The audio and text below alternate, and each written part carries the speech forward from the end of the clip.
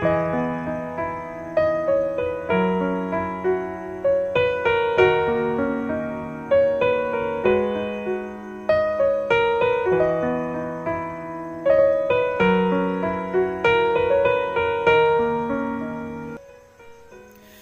वर्ष भी जिले में आम की बम्पर फसल के आसार हैं। छोटे बड़े सभी पेड़ों पे पर्याप्त मात्रा में आम के मंजर आने लगे हैं। जिन पेड़ों पर पिछले साल अधिक मात्रा में आम फले थे उस पे भी मंजरों की भरमार लगी हुई है, लेकिन इन मंजरों में आम फले इसके लिए उसकी सही समय पर देखभाल भी ज़रूरी है। अगर इस पे सही समय पर ध्यान नहीं दिया गया तो आम उत्पादक किसानों को भारी नुकसान उठाना पड़ सकता है। मधुआ रोग जो आम की फसल में लगने वाला सबसे प्रमुख रोग है, उसका भी प्रकोप धीरे धीरे बढ़ रहा है। तो चलिए किसान भाइयों, हम इस वीडियो में बात करेंगे कि क्या होता है मधुआ रोग और इस रोग से कैसे आम की फसलों को बचाया जाए। तो चलिए स्टार्ट करते हैं।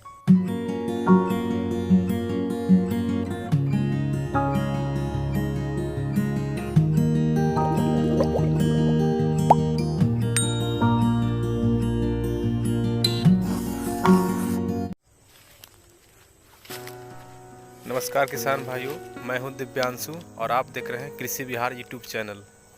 कृषि से जुड़ी जानकारियों के लिए आप हमारे चैनल को सब्सक्राइब कर आम सकते के हैं। फसल में किसानों के लिए जो सबसे बड़ी समस्या होता है वो होता है मंजर आने के बाद मधुआ रोग, जिससे हर किसान परेशान रहता है। और जैसे ही मंजर आता है मधुआ का अटैक होता है और सारे मंजर जो काले होकर गिरने लगते हैं, इससे किसान बहुत परेशान रहता है। इसी क्रम में हम आए हुए हैं कृषि विज्ञान केंद्र, जहाँ हम मिलेंगे नंदीसा सिवी सर से, जो यहाँ पे पौधा संरक्षण के वैज्ञानिक हैं कृषि विज्ञान केंद्र सिवान में। हम उनसे जानेंगे कि मधुआ रोग से कैसे बचा जा सकता है।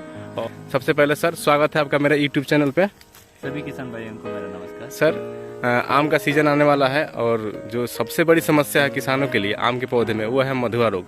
सबसे पहले जानना चाहेंगे मधुआ रोग होता क्या है सर?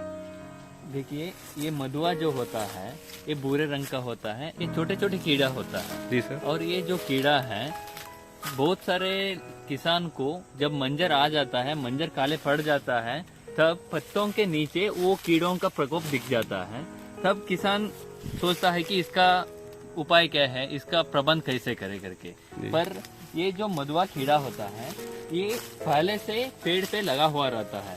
सर्दियों में ये जो कीड़ा रहता है, ये जैसे ये तना है, तना में जो क्रैक दिख रहा है आपको जी। इन ये क्रैक्स वगैरह में वो छुपा रहता है, क्योंकि अच्छा। जैसे ही सर्दी बढ़ जाता है वो सर्दी सह नहीं पाता है, उस समय में वहाँ छुपा रहता है। जैसे सर्दी खत्म होगा, अभी जनवरी एंड में या फरवरी बीच में सर्दी खत्म हो जाता है तो मंजर आना शुरू हो जाता है। जी। तब ये कीड़ा निकल के पत्तियों पे आ जाता है। अच्छा। और पत्तियां पे वो पूरा रस चूना शुरू कर देता है। जी। फिर पत्तियों के छोड़ के मंजर जो रहता है, जी। उन मंजरों पे, जैसे कि ये देख लीजिए, अभी मंजर निकलना शुरू हो गया। अब ठंडी भी कम हो रहा है। जैसे ही धूप निकलेगा ये कीड़ा पहले पत्तियों पे आता है, फिर पत्तियों का रस चूने के बाद मंजर पे लग जाता है। मंजर में भी पूरा रस चूस लेता है और पूरा मंजर तब काला पड़ जाता है। अच्छा। किसान भाइयों को ये ध्यान में रखना है, ये जो पौधों के पत्तियों के नीचे जब मधुआ दिख जाता है, उसी समय में उसका प्रबंध करने के लिए जो दवा है उसका उपयोग करने के लिए शुरू कर। ये तो हो गया सर मधुआ रोग की जानकारी, लेकिन किसान इस रोग से कैसे बच सकते हैं ताकि उन्हें अच्छा से अच्छा प्रोडक्शन मिल सके और ज्यादा से ज्यादा फल का उत्पादन हो सके? देखिए, जो मधुआ कीड़ा है, जैसे कि अभी हम आपको बता रहे थे, ये सर्दियों में ये जो तना है उसमें क्रैक में छुपा रहता है। जैसे ही सर्दी खत्म हो रहा है, मान लीजिए कि दिसंबर एंड में या जनवरी के बीच में या जनवरी 15 के समय में, जो उत्तरायण बोलते हैं यहाँ पे, जी। उस समय में जो भी पेड़ का बड़े बड़े टहनी रहता है, एक दूसरे को छूना नहीं चाहिए। अच्छा। वो जो टहनी छू रहा है उसको कटनी चटनी कर देना चाहिए। जी। उसके बाद जो तना है उसमें डाइमिथावेट करके रोगर नाम का केमिकल मिलता है मार्केट में, नहीं तो इमिडाक्लोप्रिड करके जो कॉन्फिडर नाम से भी बिका जाता है, उसको यदि डाइमिथावेट उनको मिल रहा है तो 1 लीटर पानी में 2 मिलीलीटर के हिसाब से पानी में घोल के पूरा पेड़ में छिड़काव कर देना चाहिए जनवरी बीच में। और यदि इमिडाक्लोप्रिड मिल रहा है तो 1 लीटर पानी में आधा ml के हिसाब से पानी में घोल के छिड़काव कर देना चाहिए, ताकि आगे जाके जब मंजर निकलेगा मंजर उस कीड़े से प्रभाव से बच जाएगा। जी सर, ये तो हो गया मतलब कि मंजर निकलने से पहले सर, लेकिन अगर उस किसान के लिए थोड़ा सा जानकारी चाहेंगे जो किसान जैसे कि पौधे पे मंजर आ चुका है, उसके बाद अगर ये कीड़ा अटैक कर दे और वहाँ लग जाए तो उसके बाद क्या कर सकते हैं सर? यदि कीड़ा मंजर आ गया है, कीड़ा लग गया है, उस समय में भी किसान को कोई डरने का आवश्यकता नहीं रहता है।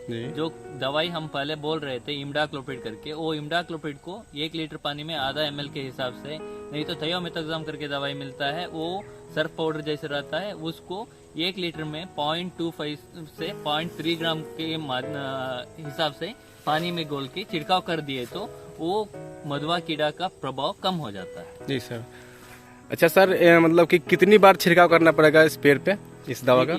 यदि आप मंजर आने से पहले से छिड़काव कर रहे हैं, जी। कम से कम 2 छिड़काव का जरूरत पड़ता है। अच्छा। जैसे कि जनवरी 15 के में आप एक छिड़काव कर दिए तो वहाँ से 30 दिन तक आपका पौधा पूरा प्रोटेक्टेड रहेगा। अच्छा। यदि फरवरी 15 तक कोई कीड़ा का प्रभाव नहीं दिख रहा है या थोड़ा 1-2 कीड़ा भी दिख रहा है, उस समय में ये जो मंजर निकल के एक जो मटर रहता है उस साइज में आपका आम बन जाता है, उस समय में दूसरा छिड़काव आप कर सकते हैं। क्योंकि जब मंजर रहता है तो छिड़काव करना मना करते हैं हम लोग, क्योंकि इस जो आम का मंजर है उसका फूल बहुत सेंसिटिव होता है। अच्छा सर। 100 फूल आए तो ये आम बनता है, इतना सक्सेस रेट कम रहता है, इसलिए जब फूल रहता है उस समय में छिड़काव नहीं करना चाहिए। फूल बन के मटर साइज का जब आम बन जाता है उस समय में दूसरा छिड़काव कर दीजिए।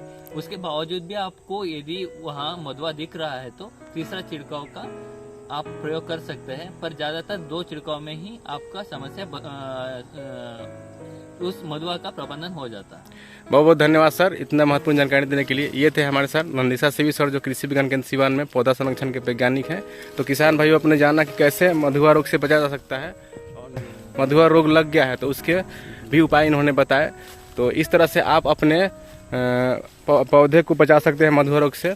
इसी तरह की जानकारी के लिए आप हमारे चैनल से जुड़े रहें। बहुत धन्यवाद।